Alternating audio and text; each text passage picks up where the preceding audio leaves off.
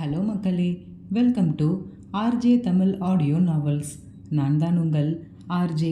என்னுடைய கதைகளை கேட்டு மகிழ என்னுடைய சேனலை சப்ஸ்கிரைப் செய்து கொள்ளுங்கள். இப்போ வாங்க கதைக்குள்ளே போகலாம். கதையின் பெயர் அவனதிகாரம். அத்தியாயம் 25. அபிமன்யு தன் தாத்தா கூறியதை கேட்டுவிட்டு குழப்பத்துடனும் யோசனையுடனும் அறையை விட்டு வெளியே வந்தான். மீரா, அபி கிளம்பிட்டியாப்பா? டிஃபன் ரெடியாக இருக்கு, வந்து சாப்பிட்டு போ என்று அழைத்தார். நோ மாம், எனக்கு ஒரு இம்பார்ட்டன்ட் மீட்டிங் இருக்கு, ஐ ஹாவ் டு கோ, அங்கே போய் பார்த்துக்கிறேன் என்று கூறிவிட்டு வெளியேறி விட்டான். வீட்டிலிருந்து காரை எடுத்துக்கொண்டு கிளம்பியவன் அலுவலகத்திற்கு செல்லாமல் நேராக இவர்களின் பிரைவேட் பீச்சில் அமைந்துள்ள பீச் ஹவுஸிற்கு சென்றான். அபிமன்யுவிற்கு அலுவலகத்திலோ அல்லது குடும்பத்திலோ ஏதேனும் குழப்பங்கள் ஏற்படும் பொழுதெல்லாம் தெளிவு பெறவும் தனக்கான நேரத்தை செலவழிக்கவும் இந்த பீச் ஹவுஸிற்கு தான் வருவான். அவர்கள் குடும்பத்தில் உள்ள அனைவருக்குமே பொதுவாக கட்டப்பட்டதுதான் இந்த பீச் ஹவுஸ். ஒவ்வொருவருக்கும் ஒவ்வொரு அறை அவர்களின் விருப்பத்திற்கு ஏற்ப கட்டப்பட்டது. இவனுக்காக முதல் மாடியில் கடலை பார்ப்பது போன்ற ஒரு பெரிய பால்கனியோடு சேர்த்து பெட்ரூம் வேண்டும் என்று தனித்துவமாக அவனே டிசைன் செய்து கட்டியுள்ளான். என்ன மனக்குழப்பம் வந்தாலும் இங்கு வந்து கடற்கரையை பார்த்தவாறு சிறிது நேரம் பால்கனியில் அமர்ந்தால் அவனுக்கு ரிலாக்ஸ் ஆகிவிடும். அபிமன்யு ஏதேனும் சிந்திக்க வேண்டுமானால் அமைதியை நாடி இங்கேதான் வருவான். அவன் பிஸ்னஸில் பல முக்கிய முடிவுகளை இங்குதான் எடுத்தான். இப்போதும் தன் வாழ்க்கையில் எடுக்கப் போகும் மிகப்பெரிய முடிவு சரியா தவறா என்று சிந்திக்கவே இங்கு வந்துள்ளான். என்னதான் தன் தாத்தா கூறினாலுமே கண்மூடித்தனமாக அதை ஒப்புக்கொள்பவன் இல்லை அபிமன்யு. தனக்கு அது சரி வருமா என்று யோசித்தே செயல்படுவான். அப்படித்தான் இப்பொழுதும் கயல்விழியோடு திருமணம் செய்வது ஒத்து வருமா என்று சிந்திக்கலானான். பல மணி நேர சிந்தனைக்கு பிறகு ஒரு முடிவோடு கிளம்பி வீட்டிற்கு சென்றான். காலையில் அலுவலகம் செல்லும் அபிமன்யு அத்தோடு இரவுதான் வீடு திரும்புவான். ஏதேனும் தேவை என்றால் மட்டுமே இப்படி இடையில் வருபவன் இன்று திடீரென மதியமே வீடு திரும்பவும் மீரா என்ன என்று விசாரித்தார். மீரா, என்ன அபி, இந்த டைமுக்கு வீட்டுக்கு வந்திருக்க, எனி ப்ராப்ளம் என்று தன் மகனிடம் கேட்டார். Nothing mom, I have to talk with grandma என்று மீராவிடம் கூறியவன் பாட்டி என்று உரக்க அழைத்தான். பூஜை அறையில் அபிமன்யுவிற்கும் கயல்விழிக்கும் எப்படியாவது திருமணம் நடத்தி வைக்க வேண்டும் என்று முருகனிடம் வேண்டுதல் வைத்து கொண்டிருந்த பாட்டியின் காதில் திடீரென அபிமன்யு அழைக்கும் குரல் கேட்கவும் வெளிவந்து எட்டி பார்த்தார். இந்த நேரத்தில் அவனை எதிர்பார்த்திராத பாட்டி, என்ன அபி என்று கேட்டார். எனக்கு இந்த கல்யாணத்தில் சம்மதம், பொண்ணு வீட்டில் சொல்லிடுங்க என்று கூறிவிட்டு யாரின் பதிலையும் எதிர்பாராமல் திரும்பி காரை எடுத்துக்கொண்டு பறந்து விட்டான். சற்று நேரத்தில் இங்கே என்ன நடந்தது என்று யாராலுமே நம்ப முடியவில்லை. மீரா புரியாமல் வள்ளியம்மையை பார்க்க, வள்ளியம்மையோ தான் கேட்டது உண்மைதானா என்ற குழப்பத்தோடு மீராவை பார்த்தார். வள்ளியம்மை, இப்போ அபி கல்யாணத்துக்கு சம்மதம்னு தானே சொல்லிட்டு போகிறான் என்று சந்தேகமாக கேட்டார். இதில் என்னம்மா சந்தேகம், அவனே ஒத்துக்கிட்டான் என்று மகிழ்ச்சியாக தன் முத்துப்பற்கள் தெரிய சிரித்தார் மீரா. அதை தான் என்னால் நம்ப முடியலை மீரா. அவன் பாட்டுக்கு வந்தான், சம்மதம்னு சொல்லிட்டு போயிட்டான் என்று சந்தேகமாக கேட்டார் பாட்டி. ஏம்மா, அவன் சம்மதிக்கக்கூடாதுன்னு நினச்சிங்களா என்று கிண்டலாக கேட்டார் மீரா. சேச்ச, நானே அவன் எப்போ சம்மதம் சொல்வான்னு தான் முருகன்கிட்ட கேட்டுக்கிட்டு இருந்தேன். நான் கேட்டதும் முருகன் எனக்கு கை மேலே பலன் கொடுத்துட்டார் என்று கூறி நேரே பூஜை அறைக்கு சென்றவர் கைகூப்பி முருகனிடம் தன் வேண்டுதலை உடனே நிறைவேற்றி தந்ததற்கு நன்றி தெரிவித்து விட்டு இதற்கு பின்னால் எந்த சூழ்ச்சியும் இருக்கக்கூடாது என்று மேலும் ஒரு வேண்டுதலையும் வைத்துவிட்டு வந்தார். வணங்கிவிட்டு வந்தவர்க்கு இருப்பு கொள்ளவில்லை. உடனே தன் அக்காவிற்கு அழைத்து, ஹலோ அக்கா, நான் வள்ளி பேசுகிறேன். எங்கள் குடும்பத்தில் எல்லார்கிட்டையும் கலந்து பேசிட்டேன். எங்கள் எல்லாருக்குமே இந்த கல்யாணத்தில் விருப்பம்தான் என்று மகிழ்ச்சியாக கூறினார். அந்த பக்கம் மரகதத்திற்கும் இவரின் மகிழ்ச்சி தொற்றிக்கொண்டது. ரொம்ப சந்தோஷம் வள்ளி, 2 பேரோட ஜாதகத்தையும் ஜோசியர்கிட்ட காட்டிட்டு மேற்கொண்டு பேசலாம். முறைப்படி நீங்கள் தான் பொண்ணு கேட்டு வரணும். எப்போ வரீங்க? வரும்போது ஜாதகத்தை கொண்டு வாங்க என்று கூறினார். அழைப்பை துண்டித்த வள்ளியம்மை மீராவிடம், நம்ம தானே மாப்பிள்ளை வீட்டுக்காரங்க, அதனால் முறைப்படி நாம தான் பொண்ணு கேட்டு போகணுமாம். என்னைக்கு போகலாம்னு மாப்பிள்ளை கிட்ட கேட்டு சொல்லுமா. மாப்பிள்ளை எப்போ ஃப்ரீயாக இருக்காங்களோ ஒரு நல்ல நாளாக பார்த்து போயிட்டு வந்துடலாம் என்று இவர்கள் பேசிக்கொண்டு இருக்கையிலேயே மகேந்திரன் அறையில் இருந்து வெளிவந்தார். இதோ அவரே வந்துட்டார், இப்போவே கேட்டுடலாம் என்று கூறிய மீரா நேரே மகேந்திரனிடம் சென்று, என்னங்க, அபி கல்யாணத்துக்கு சம்மதம் சொல்லிட்டான். நம்ம எல்லாருக்குமே விருப்பம் என்பதால் நாம தான் மாப்பிள்ளை வீட்டுக்காரங்க. பொண்ணு கேட்டு போகணும். நீங்கள் எப்போ ஃப்ரீயாக இருக்கீங்கன்னு சொல்லுங்க. ஒரு நல்ல நாளாக பார்த்து போய் பொண்ணு கேட்டுட்டு வந்துடலாம் என்று கேட்டார். நல்ல காரியத்தை எதுக்கு தள்ளி போடணும் மீரா? கேலண்டரில் தேதி பார்த்துட்டு முடிவு பண்ணிடலாம் என்று கூறிக்கொண்டே கேலண்டரை எடுத்து பார்த்தவர், நாளைக்கு மறுநாள் ரொம்ப நல்ல நாளாக இருக்குது. அன்னைக்கு நம்ம எல்லாரும் போயிட்டு பொண்ணை பார்த்துட்டு தேதி குறிச்சிட்டு வந்துடுவோம் என்று கூறினார். மீரா, ஆரணிக்கும் ஆரியனுக்கும் லீவு போட சொல்லிடு. எல்லாரும் குடும்பமாக போயிட்டு வந்துடுவோம் என்று கூறினார் மகேந்திரன். சரிங்க என்றார் மகிழ்ச்சியுடன் மீரா. ஆனாலும் அவர் முகத்தில் என்னமோ குறைவது போல் உணர்ந்தார் மகேந்திரன். இரவு வீட்டிற்கு வந்த அபிமன்யுவிடம் மகேந்திரன் இதை பற்றி கூற, டேட், இப்போ இதெல்லாம் தேவையா? டைரக்டாக டேட் ஃபிக்ஸ் பண்ணிக்கலாம். எதுக்கு இந்த பொண்ணு பார்க்குற ஃபார்மாலிட்டிஸ் எல்லாம் என்று கேட்டான். அப்படி இல்லை அபி, எது செஞ்சாலும் முறையாக செய்யணும் என்றார் மகேந்திரன். மீரா, அபி, அப்பா இன்னும் பொண்ணை பார்க்கலையேடா என்றார். அதற்குள் முந்திக்கொண்ட ஆரணி, இதெல்லாம் கொஞ்சம் கூட சரியில்லைம்மா. நம்ம அபி அண்ணாவுக்கு வரப்போகிற அண்ணியை நான் தானே முதலில் பார்த்து செலக்ட் பண்ணணும். என்னையும் ஆரியனையும் ஒரு ஆளாவே கண்டுக்க மாட்டேங்கிறீங்க. நாங்கள் கூட தான் இன்னும் பொண்ணை பார்க்கல, அப்பாவை மட்டும் மென்ஷன் பண்ணி சொல்கிறீங்க என்று கோபித்து கொண்டாள். ஐயோ ஆரணி, உங்கள் எல்லாருக்காகவும் தான் பொண்ணு பார்க்குற ஃபார்மாலிட்டி ஃபிக்ஸ் பண்ணியிருக்கோம், போதுமா என்றார் மீரா தப்பிக்கும் பொருட்டு. சரி சரி என்று ஒருவாறு ஒத்துக்கொண்டாள் ஆரணி. ஓகே அபி, டே ஆஃப்டர் டுமாரோ ஏதாவது ஒர்க் இருந்தால் போஸ்ட்பான் பண்ணிடு. நம்ம பொண்ணு வீட்டுக்கு போகணும் என்று கூறிவிட்டு எழுந்து சென்று விட்டார் மகேந்திரன். இதை வள்ளியம்மை மரகதத்திடம் தெரிவித்ததும் மரகதத்திற்கு மிகுந்த சந்தோஷம். சந்தோஷத்தில் கையும் ஓடவில்லை, காலம் ஓடவில்லை. வீட்டில் அனைவரும் சாப்பிட்டு கொண்டிருக்கும் போது மரகதம், சுப்பிரமணி, வள்ளி குடும்பத்தோட பொண்ணு கேட்டு நாளைக்கு இங்கே வரலாம் என்றார். சரிம்மா, வரட்டும். ஜாதகம் ஒத்துப்போகுதான்னு பார்ப்போம், அப்புறமா மேற்கொண்டு பேசுவோம் என்று முடித்து விட்டார் சுப்பிரமணி. பிறகு லட்சுமியிடம் மரகதம் பாட்டி என்னென்ன பலகாரம் செய்யலாம் என்று இருவரும் சேர்ந்து பேசிக்கொண்டிருந்தனர். அப்போதும் தெரியாத முகத்துடன் இருந்த கயல்விழியிடம் யாழினி, என்னக்கா, மாமா எவ்வளவு ஸ்மார்ட்டாக இருக்காங்க, அவங்களை கட்டிக்க உனக்கு கசக்குதா? ஏன் எப்போ பார்த்தாலும் முகத்தை உம்முன்னு வச்சிருக்க? இப்போதான் அவங்க வீட்டில் எல்லாரும் சம்மதம் சொல்லிட்டாங்கல்ல, இப்போவாவது கொஞ்சம் சிரியேன் என்று கூறினாள். அதற்கு எந்த பதிலும் கூறாமல் கயல்விழி சிரித்தாள். ஆனாலும் அவளின் முகம் தெளிவடையவில்லை. மறுநாள் வள்ளியம்மை கூறியது போலவே குடும்பத்துடன் கிளம்பி மரகதம் வீட்டிற்கு வந்திருந்தார். வந்தவர்களை வாசல் வரை சென்று மரகதம் வாங்க வாங்க என்று வணக்கம் கூறி உள்ளே அழைத்து வந்து உட்கார வைத்தார்.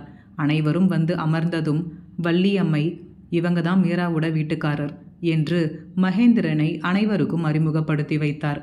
சுப்பிரமணியன் அவருக்கு வணக்கம் கூறி நலம் விசாரிக்க அவரும் பதிலுக்கு விசாரித்தார். எந்த ஒரு திமிரும் இல்லாமல் சாதாரணமாக பேசிய மகேந்திரனை சுப்பிரமணிக்கு மிகவும் பிடித்துவிட்டது.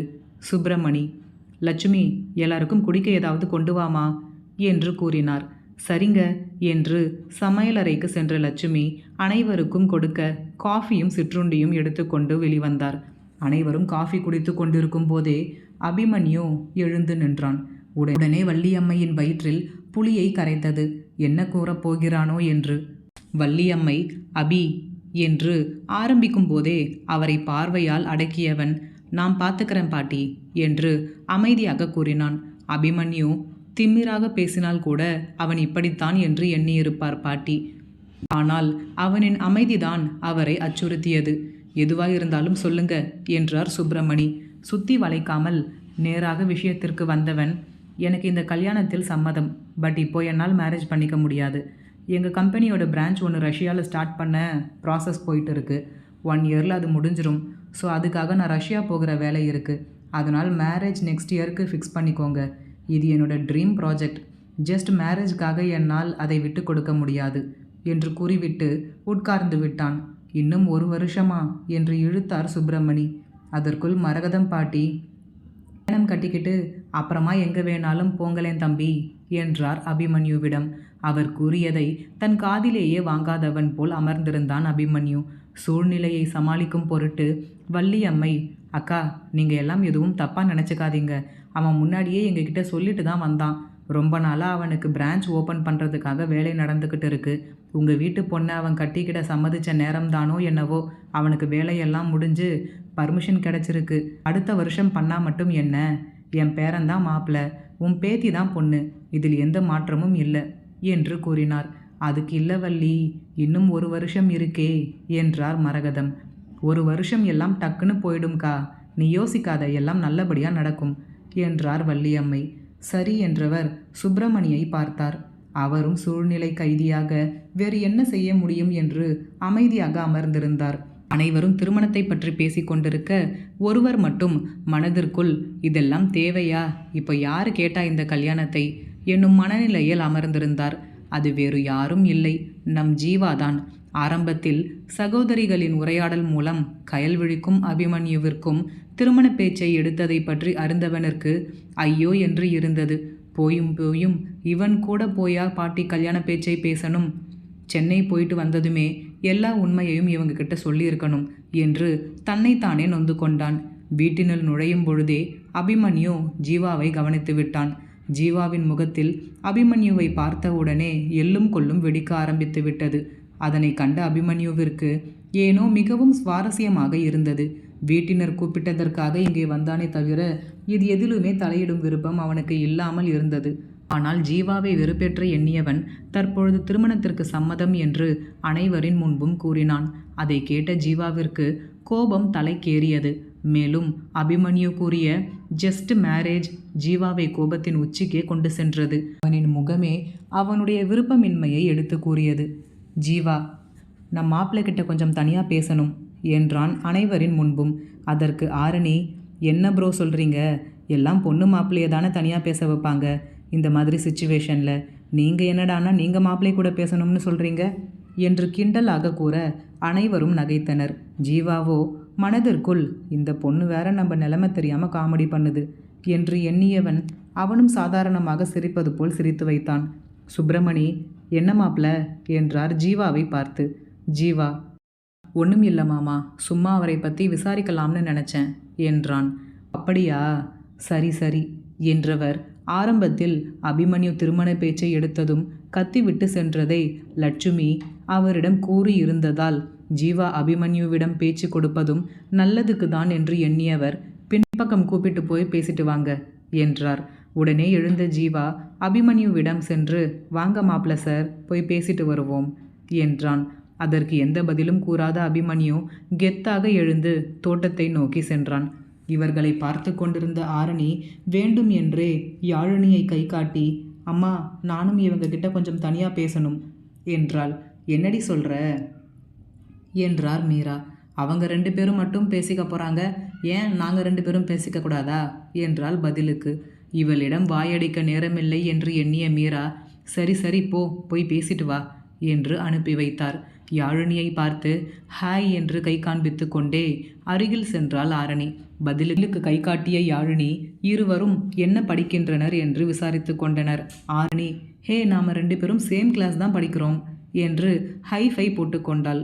பழகிய சிறிது நேரத்திலேயே யாழினியும் ஆரணியும் நண்பர்கள் ஆகிவிட்டனர்.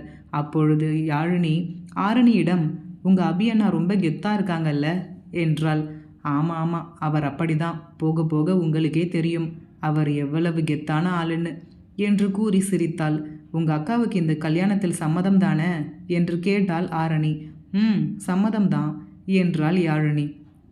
தோட்டத்தில் ஜீவா, என்ன சார், எங்கள் ஊருக்கு வரவே அப்படி யோசிச்சிங்க, இப்போ எங்கள் வீட்டு பொண்ணை கல்யாணம் பண்ணிக்க சம்மதம்னு வந்து நிற்கிறீங்க என்று கேட்டு தன் 2 கைகளையும் மார்புக்கு குறுக்கே கட்டி கொண்டு நின்றான். அபிமன்யு, எக்ஸ்கியூஸ் மீ, நான் கல்யாணம் பண்ணணும்னு நினச்சா எனக்காக எத்தனையோ கோடீஸ்வரர் வீட்டு பொண்ணுங்க லைனில் வந்து நிற்பாங்க. உங்கள் வீட்டு பொண்ணை கட்டணும்னு எனக்கு ஒன்றும் தலையெழுத்து இல்லை. என் பாட்டிக்காக மட்டும்தான் இந்த கல்யாணத்துக்கு நான் சம்மதிச்சிருக்கேனே தவிர உங்கள் வீட்டு பொண்ணு மேலே எனக்கு எந்த இன்ட்ரெஸ்ட்டும் கிடையாது என்று போட்டு உடைத்தான். ஜீவா, என்ன சார் விளையாடுறீங்களா? இது ஒன்றும் நீங்கள் பண்ணுற பிஸ்னஸ் மாதிரி கிடையாது. இது கல்யாணம், ஒரு பொண்ணோட மனசு சம்மந்தப்பட்டது என்று கூறினான். அபிமன்யு, ஃபர்ஸ்ட் ஆஃப் ஆல் எனக்கு இப்படி அட்வைஸ் பண்ணுறதை நிறுத்து. நீ யார் என்னை கேள்வி கேட்குறதுக்கு? வேண்டாம்னா உங்கள் வீட்டிலேயே சொல்லி இந்த கல்யாணத்தை நிறுத்திடு. எனக்கு தேவையில்லாமல் என்கிட்ட வந்து பேசி டைம் வேஸ்ட் பண்ணிக்கிட்டு இருக்க என்று எரிச்சலாக கூறினான். மேலும் ஜீவாவை வெறுப்பேற்ற எண்ணியவன், யாருக்கும் தெரியாத ஒரு விஷயத்தை உன்கிட்ட மட்டும் சொல்கிறேன். எனக்கு இப்போ பார்த்துருக்காங்களே பொண்ணு, அவள் பேர் என்ன? Something like Kayalvizhi right? அவள் மேலே எனக்கு எந்த ஒரு இன்ட்ரெஸ்ட்டுமே இல்லை. ஏன், நான் இது வரைக்கும் அவளை பார்த்தது கூட கிடையாது. ஆஃப்டர் மேரேஜ் எனக்கு அவள் கூட வாழ பிடிக்கலைன்னா நான் என் வழியை பார்த்துக்கிட்டு போயிடுவேன். அதுக்காக அவளை உங்கள் வீட்டுக்கு போன்னு சொல்லி அனுப்பிட மாட்டேன். அவளும் வேணும்னா எங்கள் வீட்டிலேயே ஒரு ஓரமாக இருந்துக்கலாம் என்று பெருந்தன்மையாக கூறினான். அதை கேட்ட ஜீவாவிற்கு கோபம் கட்டுக்கடங்காமல் வந்தது. இவனிடம் பேசி எந்த பயனும் இல்லை என்று எண்ணிய ஜீவா எப்படியாவது இந்த திருமணத்தை நிறுத்த வேண்டும், இவனை பற்றிய உண்மையை வீட்டில் கூறி நிறுத்திவிடலாம் என்று எண்ணினான். ஆனால் அது சரிவராதே. தாத்தாவிற்கு இந்த திருமணம் நடக்காது என்று சொன்னால் மீண்டும் உடல் நலம் சரியில்லாமல் போய்விடுமோ என்று யோசித்தான். இந்த கல்யாணத்தின் மூலம்தான் பிரிந்த 2 குடும்பங்கள் ஒன்று சேருகின்றன. அதை நாமே கெடுக்க வேண்டுமா என்று யோசித்தான். இறுதியில் அவன் மனம் குடும்பம் சேருவதை விட கயல்விழியின் வாழ்க்கைதான் முக்கியம் என்று எடுத்து கூறியது. ஆகையால் இந்த திருமணத்தை நடத்தாமல் இருக்க என்ன செய்ய வேண்டும் என்று எண்ணத் தொடங்கினான். கயல்விழி அபிமன்யு திருமணம் நடக்குமா? ஜீவாவின் திட்டம் என்ன? இனி வரும் அத்தியாயங்களில் பார்ப்போம். இந்த கதை பிடித்திருந்தால் மறக்காமல் லைக் பண்ணிவிட்டு அப்படியே சப்ஸ்கிரைப் பண்ணிடுங்க ஃப்ரெண்ட்ஸ். மீண்டும் அடுத்த அத்தியாயத்தில் சந்திப்போம். நன்றி.